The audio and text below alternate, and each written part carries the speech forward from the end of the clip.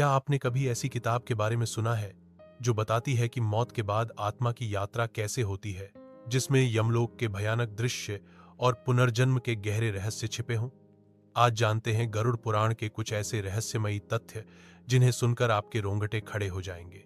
H मृत्यु के तुरंत बाद आत्मा का सफर। गरुड़ पुराण के अनुसार मृत्यु के तुरंत बाद आत्मा यमदूतों द्वारा यमलोक की ओर ले जाई जाती है।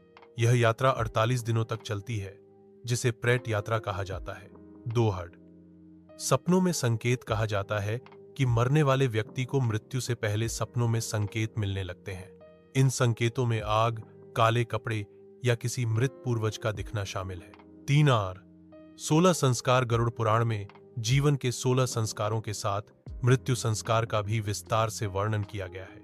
माना जाता है कि सही रीति से किए गए कर्म मृत आत्मा को शांति देते हैं। 4 है जी नरक की यातनाएं। इस पुराण में बताया गया है कि पाप करने वाले लोगों को अलग अलग नरकों में भीषण सजा दी जाती है, जैसे तामिस्र, जहां आत्मा को अंधेरे में बांध कर रखा जाता है, रौरव, जिसमें अग्नि से जलाया जाता है।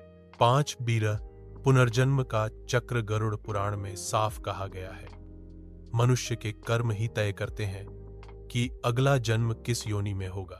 अच्छे कर्म स्वर्ग और मोक्ष की ओर ले जाते हैं, जबकि बुरे कर्म जन्म जन्मांतर के कष्ट का कारण बनते हैं। 6 श्राद्ध का रहस्य। मृत्यु के बाद पिंडदान और श्राद्ध कर्म बेहद जरूरी माने गए हैं। गरुड़ पुराण के अनुसार इससे आत्मा को भोजन और तृप्ति मिलती है और वह अगली यात्रा शुरू कर पाती है।